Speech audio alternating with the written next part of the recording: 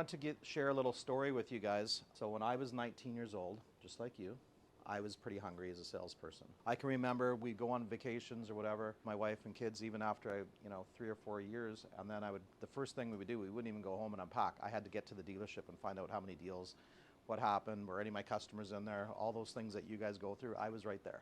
It was like, how many deals did I miss? All that. I was always on when it comes to selling. I just trained myself. I was always looking for that next deal and what I had to do to sell the next car. On a Sunday morning, we came into the grocery store and she was going to buy groceries on a Sunday morning. I was in my car. The town of Weyburn had 2 Buick stores, so they had a Chev Olds, and then back then they had a Buick Pontiac. So they had 2 Chev stores. They had 2 GM stores. They had 1 Ford store, and they had 1 Chrysler store. So I worked at Barber Motors, which was a Chev Olds dealership. I'm in the parking lot of this grocery store. Trina went in to get groceries. 5 or 10 minutes goes by. Then I seen this guy come out. And he was an older gentleman, and I was watching him, and he was taking the groceries into his car, and I noticed when he put the thing down that he was driving a dealer plate, and he was driving a Buick with a dealer plate on. It was D6789, whatever it was. And I went, wow, this guy's test driving a Buick. Well, I was a Chev Olds salesman. What do you do at that point?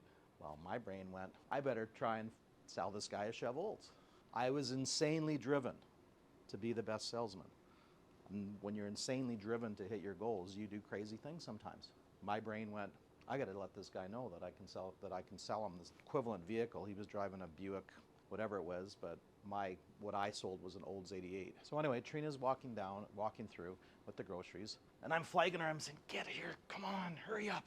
She gets in the car. What? Did a family member die? Like, what was so important? I said, get in the car, get the groceries in there. I said, just get in, I'll tell you as we go. Okay, so she gets them in there. I put it in, I could see the guy he had already pulled out. She goes, what are we doing, John? You're freaking me out a little bit. I said, listen, there's a guy driving a Buick. We're gonna follow him.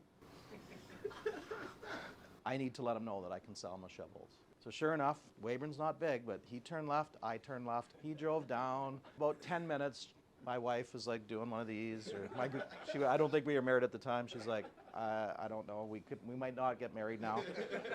You're an insane person.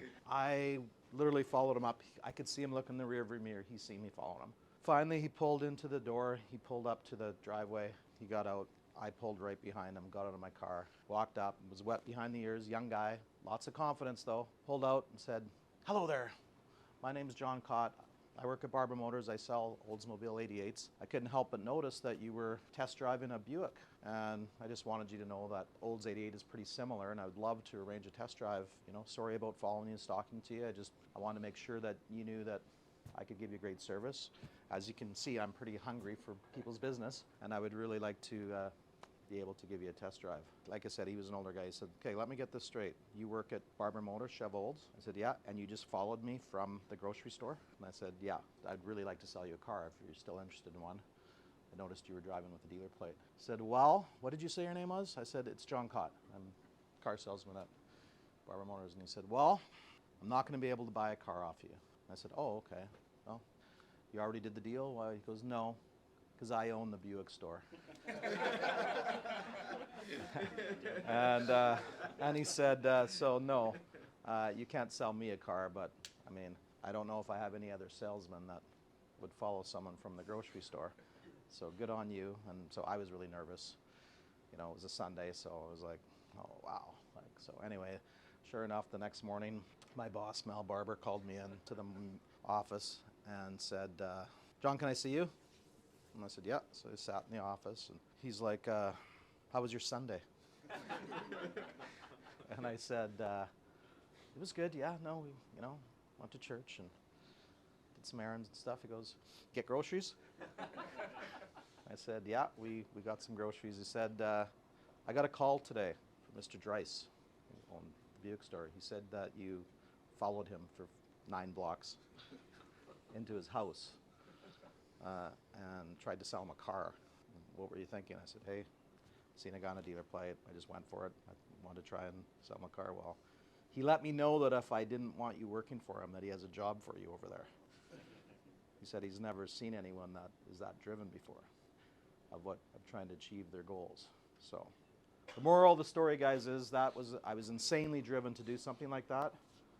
My point on it all is, with that funny story, is that if you really want something bad enough and you have a vision to do it, you will achieve it.